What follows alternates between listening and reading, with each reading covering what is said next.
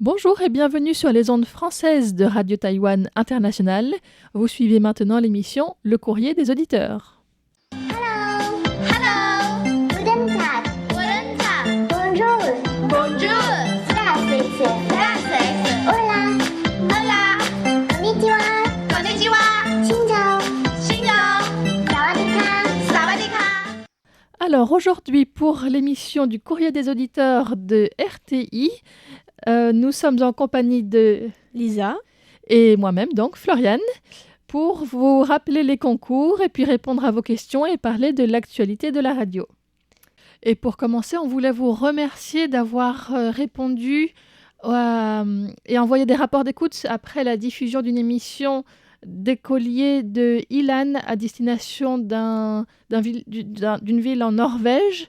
Nous avons reçu des enregistrements d'auditeurs de 22 pays différents. Et donc, la radio va bientôt vous envoyer les souvenirs annoncés. Donc, merci encore à toutes les personnes qui nous ont envoyé des rapports d'écoute et des enregistrements audio de ce que vous avez pu écouter depuis là où vous êtes. Et on a aussi les rappels des concours. Alors, comme on est à la lisière du mois de février, je vous propose de vous rappeler le concours mensuel du mois de janvier et de vous annoncer le concours de février. Alors, pour janvier, on a la question suivante. Quelles sont les personnalités politiques qui sont visées depuis quelques jours ou depuis fin décembre par des tentatives de destitution ou de révocation? Et il y a 5 ananas tricotés à remporter pour ce concours.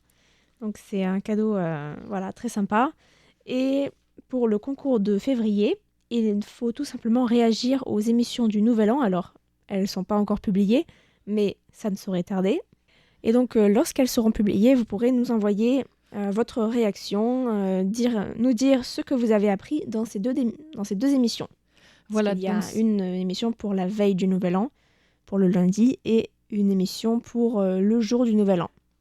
Voilà, donc mardi. ce seront des émissions réalisées avec l'équipe de la rédaction au complet et des émissions plus longues parce qu'elles prendront à la fois le créneau du décryptage et de la première émission thématique, donc d'une vingtaine de minutes. Donc vous pourrez avoir quelque chose d'un peu différent comme on fait chaque année pour le Nouvel An. Et on vous demande de nous dire aussi ce que vous avez appris à partir de ces émissions. Donc, ça sera le 15 et 16 février. Et bien sûr, on parlera du cheval, puisque c'est l'animal du zodiaque de cette nouvelle année lunaire. Voilà, donc c'est un peu tôt pour y répondre parce que vous n'avez pas encore écouté les émissions, mais si vous n'avez pas encore répondu donc à la question de janvier, vous avez encore aujourd'hui pour le faire. Voilà. Et puis il y a aussi le concours trimestriel. Et il y a avant ça des cadeaux à remporter pour ce concours de février. Ce sera des casques de moto. Alors pas des vrais bien sûr, mais des casques de moto en porte-clés. D'accord. Alors ensuite on a aussi un concours trimestriel. C'est le concours des mois de janvier, février et mars. Il faut nous dire quel type de données le satellite Formosa 8 renvoie-t-il depuis sa mission en orbite. Et là aussi il y a des cadeaux. Ce sont 3 carnets de notes magnifiques avec une illustration de Jiufen, cette ville minière dans le nord de Taïwan. Et voilà, donc n'hésitez pas à nous écrire et à tenter votre chance. Donc n'hésitez pas à nous répondre pour cette question-là aussi. Là, vous avez encore plus de temps parce que nous sommes encore au début du trimestre. Et puis on remercie aussi toutes les personnes qui nous ont écrit cette semaine. On a reçu pas mal de courriers aussi. Oui, notamment de Mohamed Akil Bashir qui nous écrit de Jiang au Pakistan, ou encore de Paul Jamet qui nous a envoyé un rapport très détaillé. On salue aussi Daniel Villon, Fabrizio Savini qui nous écrit d'Italie, de la ville de Grottammare, et Mustapha Bari de Tunisie, ou encore Alain Carlier de Biolay en France. Et on salue également Raphaël Voidis qui nous a écoutés depuis Bucarest en Roumanie pendant ses vacances. Donc on a un rapport de Roumanie et de France. Et on salue également Monsieur Nadimoudine de Mourshidabad en Inde. D'ailleurs, j'ai récemment interviewé quelqu'un dont le grand-père est de Mourshidabad. Donc vous pourrez l'écouter dans les prochaines semaines. Et salut également à Gilbert Dupont et à Christian Guibaudo, entre autres, parce qu'on les a pas tous cités, mais on vous remercie tous, à ceux qui nous ont écrit. Continuez de nous écrire et de nous envoyer des rapports d'écoute, mais aussi vos commentaires, vos observations, vos recommandations pour nos émissions. Et vos questions pour nourrir cette émission aussi, parce que elle fonctionne grâce à vos questions, vos curiosités aussi, voilà. Et pour les questions, on va commencer tout de suite avec une question de Maggie Roy qui nous a... Alors, c'est une question qui date de quelques semaines déjà. Elle réagissait à l'attaque au couteau qui a eu lieu à Taipei et elle se demandait s'il s'agissait de pulsions ou d'adhésion à certaines théories extrémistes ou d'influences liées aux réseaux sociaux ou encore de perte de valeur de la société actuelle. Alors, pour cette question, on en sait un petit peu plus. Bon, d'abord, pour rappeler les faits, c'est une attaque au couteau à la sortie du métro Zhongshan, couplée d'une pose de bombes fumigènes dans le métro de Taipei, perpétrée le 19 décembre dernier par un homme de 27 ans. Et on en sait un petit peu plus depuis la conclusion de l'enquête par le parquet de Taipei le 15 janvier dernier, puisque les procureurs ont déterminé qu'il s'agissait d'un crime prémédité et planifié de longue date, sans complice. Et les procureurs ont aussi écarté la piste d'un attentat terroriste ou d'un attentat à but politique. Donc apparemment, il n'y avait pas une personne en particulier de visée, c'était plutôt Non, c'était vraiment à une l'aveugle. attaque à l'aveugle. Ouais. Et le procureur de Taipei, Gao Yishu, a ajouté que comme le prévenu était décédé et conformément à la loi, l'affaire ne fera pas l'objet de poursuites. Alors, on ne sait pas beaucoup de choses sur ses motivations, mais les procureurs ont recueilli des témoignages de camarades de classe, de collège, de lycée et même d'université, et aussi des collègues du service militaire de Jiang Wen, le meurtrier, et des collègues agents de sécurité également, selon qui c'était une personne refoulée qui souffrait de difficultés relationnelles et de tendances antisociales. Et il précisait également que la rupture de ses relations familiales l'avait plongé dans un isolement social extrême. Le parquet a aussi précisé que selon l'historique de son téléphone portable, entre le 29 octobre 2021 et le 10 mars 2022, Jiang Wen avait effectué des recherches avec des mots-clés liés à des agressions à l'aveugle et créé un fichier intitulé Plan financier le 17 décembre 2023 dans lequel il avait indiqué son intention criminelle. Donc ce serait plutôt un crime lié à des pulsions ou une envie de meurtre, comme disait Maggie Roy, une envie de commettre un crime à l'aveugle plutôt que une attaque revendiquée. Voilà. Mais bon, on en saura plus plus tard probablement.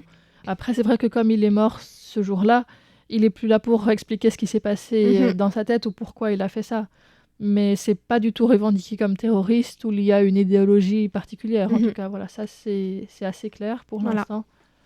Et sinon, Maggie Roy a aussi posé une question sur le lait, puisqu'elle a écouté le 8 décembre une émission très intéressante de Meg Wang sur l'élevage de vaches laitières à Taïwan et sur les progrès technologiques pour améliorer la production et le bien-être animal.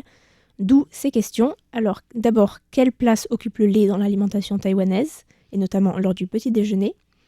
Et quel est le petit déjeuner préféré des enfants et des adultes? Alors, le lait est surtout, je pense, consommé tel quel à Taïwan, ou alors dans des boissons sucrées, ou sous forme de yaourt, mais pas vraiment sous forme de fromage. Pour ce qui est des boissons, on pense surtout au célèbre bubble tea, le thé aux perles de tapioca, qui est devenu la boisson nationale de Taïwan en quelque sorte, et qui est même plus connu que le thé oolong qui a fait la renommée de Taïwan pendant longtemps. Mais en dehors du bubble tea, il y a aussi... tout ce qui est thé au lait, même sans perles. Oui, dans tous les trucs de petit déjeuner, il y a aussi beaucoup de boissons avec du lait.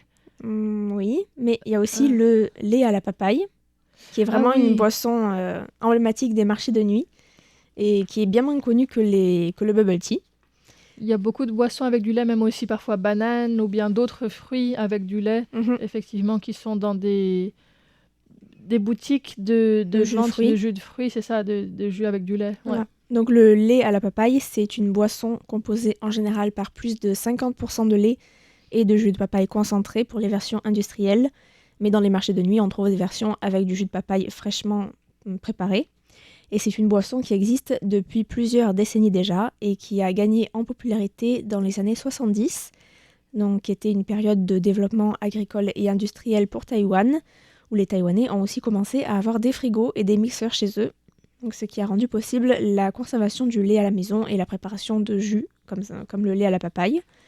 Et les premières fermes laitières à Taïwan ont été établies pendant la période coloniale japonaise, mais c'est seulement dans les années 60 et même un peu avant, en 1957, pour être précis, que le gouvernement taïwanais a commencé à encourager la production de lait pour réduire en fait la dépendance de Taïwan en poudre de lait importée. Et c'est dans le cadre d'une initiative gouvernementale que les jeunes agriculteurs taïwanais ont été formés à l'étranger pour aller apprendre comment ouvrir, gérer des fermes laitières, et que les écoles ont été invitées aussi à promouvoir la consommation de lait auprès des enfants. C'est sûr qu'il y a eu toute une période où les jeunes enfants étaient très encouragés, enfin, on encourageait les parents à donner du lait aux enfants, plutôt. Ça a un petit peu diminué, j'ai l'impression, mais ça reste quelque chose de très, très commun. À Taïwan, ça reste encore très encouragé. Il y a même des subventions dans certaines villes pour offrir une brique de lait aux enfants une fois par semaine. Donc on peut aller avec un bon et dans les magasins de proximité acheter un lait gratuit subventionné. Mais même aujourd'hui, malgré le développement de la production, Taïwan dépend encore de l'importation et notamment de lait congelé, avec un volume d'importation annuel de lait congelé en briques d'environ 17 à 18 000 tonnes par an. Je sais qu'il y a très peu, enfin on voit peu de vaches dans la campagne à Taïwan en général. Ça c'est sûr. Et à l'origine, ce sont plutôt même des buffles. Ouais. Et si produire du lait à Taïwan coûte cher, c'est en raison du climat chaud et de la superficie très limitée de terre pour produire le lait. Il n'y a pas vraiment de grands pâturages comme on pourrait avoir en Europe. Et aujourd'hui, Taïwan compte quand même un peu plus de 500 fermes laitières pour environ 61 000 vaches laitières qui produisent environ 470 000 tonnes de lait chaque année, dont la quasi-totalité est vendue en tant que lait de haute qualité, réfrigéré et non pas transformé en produits laitiers. Taïwan importe beaucoup de lait, en particulier des États-Unis et de la Nouvelle-Zélande, avec un accord d'accès sans taxe du lait néo-zélandais au marché taïwanais qui est entré en vigueur en 2025, mais aussi du fromage, du beurre ou encore de la poudre de lait. Et selon un article publié en août 2025 par Taiwan Business Topics, qui est un magazine publié chaque mois par la Chambre de commerce américaine à Taïwan, la demande de lait et de produits laitiers à Taïwan continue de croître, en particulier pour le lait, le yaourt, le beurre et le fromage. Et on trouve même une fromagerie de qualité, tu m'as dit, près de chez toi. Oui, ça s'appelle les 7 familles. Et donc, on trouve aussi des fromages importés d'Europe, pas que de France, qui sont très bons, mais qui sont très chers, comme souvent quand on trouve des fromages à Taïwan. C'est assez frustrant aussi, quand même. Je pense que les Européens seraient choqués de voir les prix des fromages ici. Je pense que ça double assez facilement, presque. Alors qu'à Taïwan, le coût de l'alimentation est beaucoup moins cher en général. Et déjà en France, c'est assez cher aussi, le fromage, maintenant. Donc voilà, c'est un des plus grands manquements de Taïwan, selon moi. Mais bref. Voilà. Et il faut aussi rappeler que beaucoup de Taïwanais sont intolérants au lactose et se tiennent éloignés donc des produits laitiers. Il y a des sondages qui indiquent que ce sont plutôt les jeunes générations qui consomment du lait tel que les produits laitiers. Et les générations qui ont entendu parler des bienfaits du lait et du calcium à l'école, donc ce sont les jeunes. Et ils ont aussi été influencés par les cultures occidentales à travers les médias, la télévision, le cinéma, les réseaux sociaux où on voit des Américains boire des litres de lait et grandir jusqu'à 2 mètres de haut. Mais c'est vrai qu'il n'y a pas non plus l'habitude de prendre des céréales le matin dans un bol de lait. Ça arrive aussi. C'est déjà c'est déjà là, mais dans les magasins de petit déjeuner qu'on voit dans la rue, c'est jamais ça. C'est plutôt à la maison, en fait. C'est plutôt à la maison, ouais. Et sinon, on peut mentionner aussi le fait que certaines fermes laitières sont devenues des attractions touristiques, comme le Flying Cow Ranch à Miaoli, ou encore le ranch de Raceway dans les collines de Hualien, où je suis déjà passée en vélo. Et c'est vrai qu'on peut aller rendre visite aux vaches et s'asseoir dans un café, où on peut commander différents produits frais avec du lait de la ferme, et notamment des mantou, des pains à la vapeur, de la glace au lait, du cheesecake, du lait glacé, du café au lait, du pudding, ou encore des tartelettes aux œufs, les pastels de nata, pardon pour la prononciation. Et pour ce qui est du petit déjeuner, le lait est en effet très courant pour ce qui est des enfants, mais les enfants comme les adultes consomment aussi beaucoup de lait de soja, qui est vraiment la boisson traditionnelle par excellence et qui est réputée être très bonne pour la santé, puisque c'est un lait riche en protéines, vitamines et minéraux et pauvre en matières grasses, faible en calories et sans lactose. Donc c'est vraiment une alternative intéressante au lait animal pour les végétaliens et les personnes intolérantes au lactose. Donc. Alors j'ai même cherché un peu les propriétés. Donc pour ce qui est des calories, on est à 35 à 44 calories pour 100 ml. Donc c'est moins calorique que le lait de vache demi-écrémé, 46 calories. Et il y a aussi des protéines complètes avec tous les acides aminés essentiels. On se situe environ entre 3 et 4,7 grammes de protéines pour 100 grammes. Et il y a aussi un petit peu de calcium, mais il existe à Taïwan des variétés de lait de soja qui sont enrichies au calcium, justement pour compenser, puisqu'on mange moins de produits laitiers à Taïwan.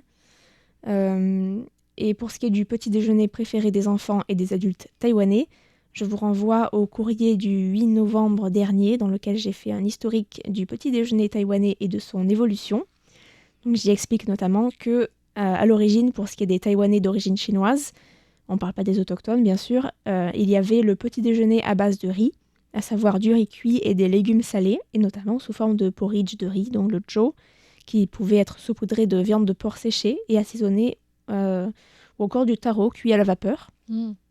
Et par la suite, après la fin de la Seconde Guerre mondiale, les continentaux arrivés avec le Kuomintang à Taïwan ont amené leurs habitudes alimentaires du nord de la Chine avec des produits à base de blé, comme par exemple les petits pains cuits à la vapeur, les mantou, les galettes plates saupoudrées de sésame et cuites dans un four en argile, et à l'intérieur des fameux youtiao, c'est des bâtons de pâte de blé frits qui peuvent aussi se tremper dans le lait de soja. Donc tout ça, ces sortes de pains, c'était considéré comme luxueux, quoi. Tout ce qui est avec de la farine de blé, effectivement, c'est importé Oui. parce que ça pousse pas à Taïwan, le blé. Effectivement. Il y a du riz, mais... Et c'est le genre de petit déjeuner que l'on peut trouver aujourd'hui dans ce qu'on appelle les doujiangdian. Et aujourd'hui, ce genre de restaurants sont souvent ouverts 24 heures sur 24, ou alors ils ouvrent le soir jusqu'au matin vers 11h et midi. Et beaucoup ont ouvert dans les années 50. Et environ 20 ans plus tard, en 1984, l'arrivée de McDonald's va donner naissance à une nouvelle génération de restaurants de petit déjeuner, dont la chaîne Mayor May, qui a ensuite renommé la plupart de ses restaurants en Good Morning. Et on avait vu donc que l'histoire de cette chaîne n'était pas vraiment liée à McDonald's, c'était plutôt concomitant, mais plutôt à l'influence de la culture culinaire américaine avec la mondialisation, la télévision, aussi le baseball, avec les hot dogs. Voilà, c'est une histoire vraiment très intéressante. Si ça vous intéresse, je vous renvoie à ce courrier du 8 novembre. Mais voilà, vous en savez un petit peu plus sur le petit déjeuner. Et toi, tu prends quoi au petit déjeuner à Taïwan ? Ça dépend. Parfois, je prends aussi effectivement des galettes à l'œuf, les dambing, quand je mange à l'extérieur. Sinon, je fais mon propre pain au levain à la maison. Et donc, j'aime bien aussi quand Madame. Voilà, j'aime bien prendre mon petit déjeuner chez moi et du coup, j'ai du vrai pain parce que c'est difficile de trouver du pain au levain à Taïwan qui soit pas avec du lait, du sucre, quelque chose de très brioché ou bien fourré à autre chose. Oui. Donc ça, là, je suis assez contente d'avoir fait ça. Bravo, bravo. Voilà. Donc on remercie Maggie Roy pour sa question, pour ses sa question même. multiple. J'en ai aussi appris d'ailleurs sur la production et la consommation de lait à Taïwan. Et puis, je voulais aussi rebondir sur une question de Nagmushi Noiri, où c'est aussi une question multiple, puisqu'il nous interroge sur la population taïwanaise, la deuxième langue de Taïwan et les villes de Taïwan. Vaste sujet. Oui. Sur quelles sont les plus grandes villes de Taïwan ? Simplement les villes de Taïwan. D'accord. Donc, pour commencer par la population, tout d'abord, question, Lisa, combien y a-t-il d'habitants à Taïwan ? Plus de 23 millions, après, le détail, je sais pas, mais... Oui, en avril 2025, c'était 23,36 millions. D'accord. Voilà. Et à la base, donc, si on reprend un petit peu l'histoire du développement de la population à Taïwan, donc il y avait à l'origine surtout une population autochtone, donc austronésienne. Et l'immigration chinoise Han a commencé d'abord par les îles Penghu ou Pescador au XVIIe siècle et tout doucement sur l'île principale de Taïwan. Et c'est seulement au XVIIe siècle que plus de travailleurs chinois ont été amenés en grand nombre par les Hollandais qui avaient établi une base et colonisé une partie de l'île. Pour défricher. Voilà, c'est ça. Défricher, se mettre à cultiver à plus grande échelle. Et donc, selon les statistiques du gouvernement, au début du XXIe siècle, il y a environ 95 à 97% de la population qui est d'ethnie chinoise Han. Alors, les Han sont un très grand groupe qu'on pourrait encore subdiviser, notamment avec les Hakka, les Min, etc. Mais là, il n'y a pas de statistiques officielles. Et puis, il y a 2,5% de la population actuellement qui est d'origine autochtone, donc austronésienne. Et quelques étrangers pour les pourcentages qui restent. Mais Même si en fait, on dit généralement à Taïwan que presque tout le monde a des origines autochtones, puisqu'en fait, avec le mélange des populations, je pense que ça doit être assez rare quelqu'un qui n'a aucun ancêtre autochtone au final. Il y en a quand même beaucoup qui sont arrivés assez tard de Chine aussi avec les... Oui, bien sûr, les mais vagues avec d'émigration. avec les mariages, si tu te maries avec quelqu'un qui est taïwanais depuis 2 ou 300 ans, il y a quand même des risques que Alors, la la population... population s'est beaucoup mélangée, quoi. Et aussi, notamment avec les autochtones des plaines qui sont pas aujourd'hui reconnus comme des autochtones. Ouais. Et en fait, ces autochtones qui vivaient dans les plaines ont été complètement assimilés. Ouais. Donc là, il n'y a pas de traces, il n'y a pas de documentation, mais le fait est C'est que ça. les gens qui sont dans les plaines de Tainan et tout ça, partout, il y avait des autochtones. Il faudrait faire des études d'ADN pour savoir ça au niveau du sang. Après, au niveau de l'ethnie et de l'identification culturelle, ce chiffre de 2,5%, c'est celui de personnes qui s'identifient comme autochtones et pour qui c'est marqué sur la carte d'identité. Oui. Parce que ça, c'est écrit obligatoirement. Et donc, si on a un des deux parents d'origine autochtone, on peut faire les démarches pour s'inscrire en tant qu'autochtone. Donc là, c'est assez clair comment ça marche, sachant qu'il y a toute une période où les autochtones étaient assez opprimés, et donc des personnes d'ethnie autochtone se sont cachées et ne l'ont pas déclaré aussi. Donc voilà, il y a plusieurs facteurs qui sont à prendre en compte. Là, c'est les chiffres déclarés. On peut aussi dire que la population a énormément augmenté pendant le XXe siècle, en passant de 3 à 22 millions en un siècle seulement. Donc ça, c'est énorme. Et c'est une augmentation qui est due à la fois à un taux de natalité élevé et une faible mortalité, surtout dans les années 40 à 60. Et puis aussi à l'arrivée d'un grand nombre de soldats et de leurs familles suite à la défaite du Parti nationaliste chinois contre les communistes. Donc là, on parle de 1,2 million de soldats et civils arrivés à Taïwan juste en 1948 et 1949. Ensuite, dans les années 70, le taux de natalité a commencé à baisser pour atteindre le seuil de remplacement de 2,4 enfants par femme en 1984. Et il continue à baisser ensuite, encore jusqu'à actuellement, où il est près de 0,8 enfants par femme. Donc là, c'est vraiment très très bas, un des plus bas du monde. Et depuis 2019, la population globale de Taïwan a aussi commencé à décliner.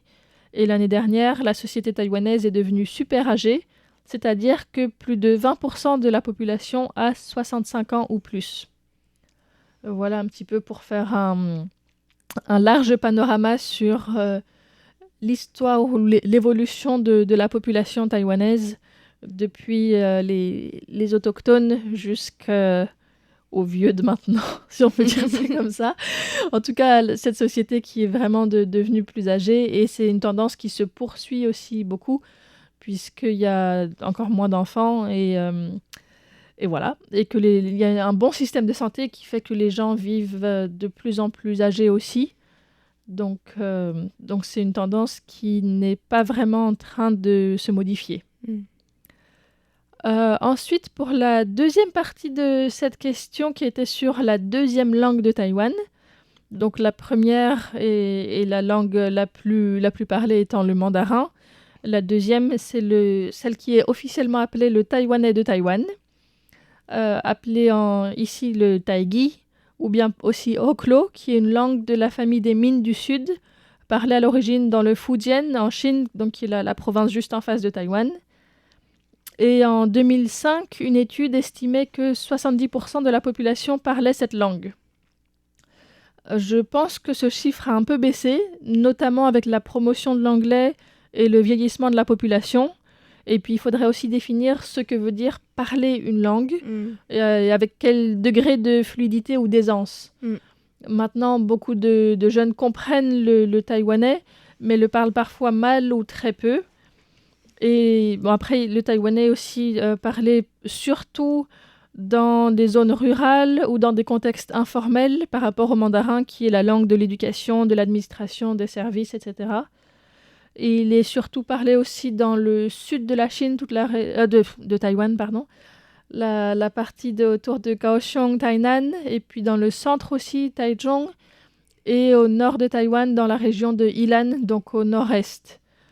Et dans les montagnes, le nord-ouest et tout le centre et sud de la côte est, il est très peu parlé. Grosso modo, dès qu'on sort de Taipei, on entend beaucoup de taïwanais quand même sur la côte est.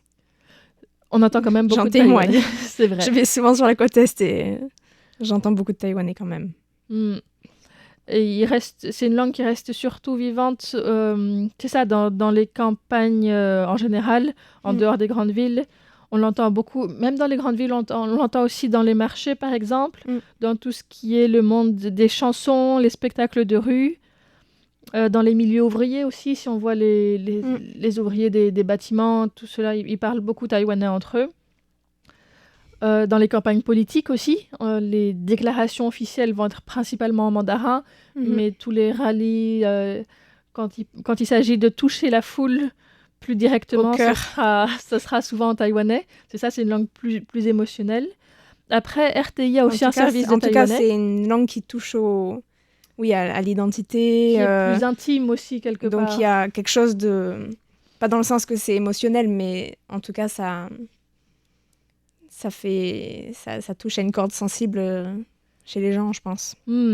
C'est aussi... et effectivement, et c'est utilisé à la fois par le Parti démocratique, le DPP, et par le Parti nationaliste. Tous les partis utilisent le taïwanais. Voilà.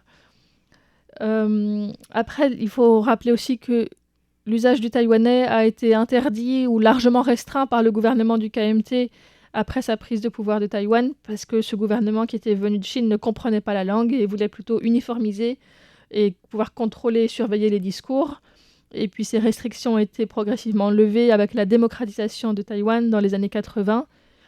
Et depuis la fin des années 90, il y a aussi des cours de langue maternelle, donc de taïwanais, de hakka ou d'autres langues, qui ont été mises en place. Donc c'est quelques heures par semaine en primaire, c'est pas énorme. Ça reste quand même le mandarin qui est la langue véhiculaire de la scolarité. Mais il y a quand même des politiques gouvernementales qui se poursuivent avec, par exemple, très récemment, le lancement d'une application pour saisir des caractères chinois spécifiques au taïwanais qu'on ne retrouve pas dans le mandarin sur téléphone, tablette ou ordinateur. Donc il y a une volonté de moderniser aussi le taïwanais. Et on va parler des villes de Taïwan dans une autre émission parce que nous arrivons déjà à la fin de ce courrier des auditeurs. Donc on remercie Nagmushi Noiri et Maggie Roy pour les questions qui ont nourri le courrier d'aujourd'hui. Et on vous dit à la semaine prochaine. Je vous dis à la semaine prochaine pour un prochain courrier des auditeurs avec Valentin. Voilà. Et moi, je vous dis à une prochaine fois. À bientôt. Au revoir.